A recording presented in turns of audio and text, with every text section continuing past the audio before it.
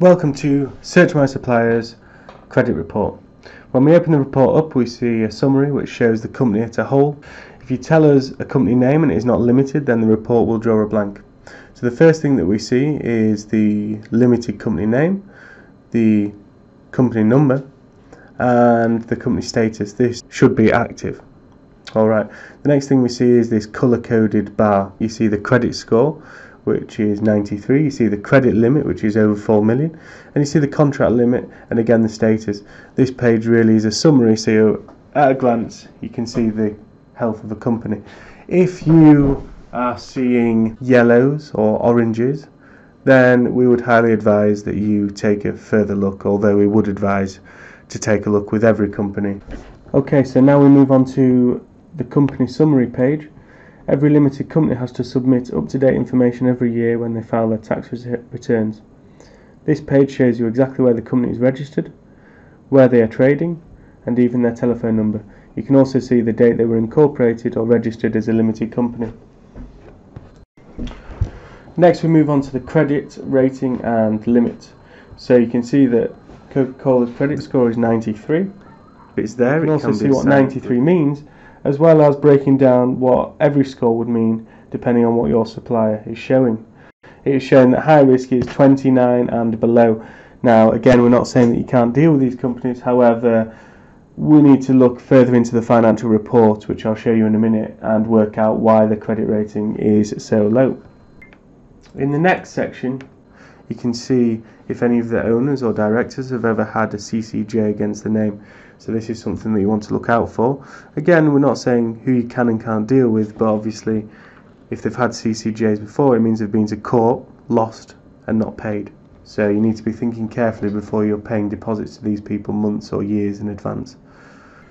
The next section we come into the report is key financials. Now this is a look at the company's turnover, pre-tax profits and number of employees.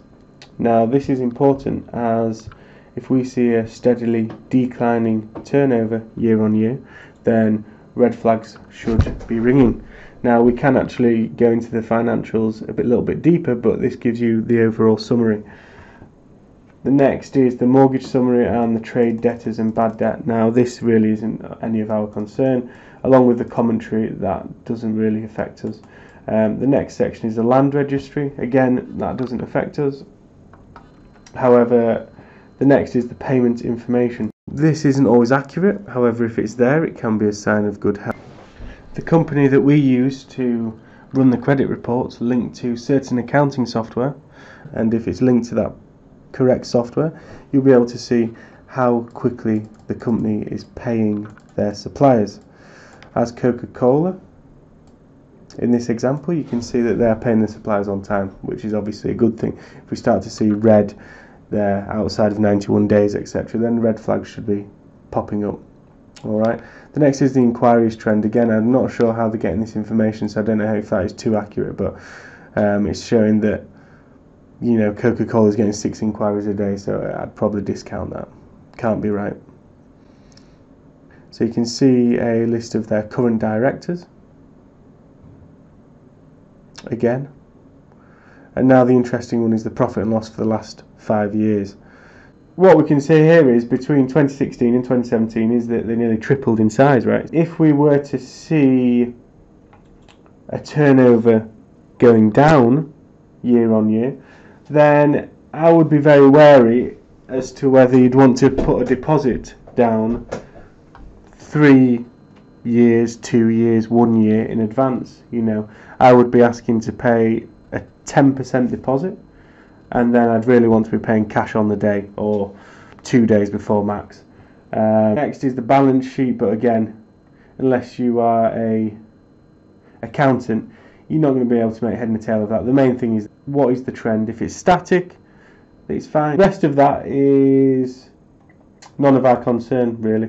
So to summarise, we want to be checking, is their credit score above 29? Is it green, yellow, orange or red? If it's red, I would definitely be looking at the financials to make sure that something more serious isn't going on.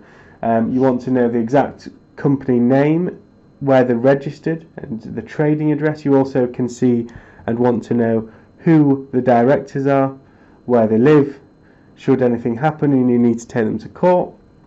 You can also see, and I would advise checking, have their directors had any CCJs? Have they done this before? So that's everything, guys. Thank you, and we'll see you next time.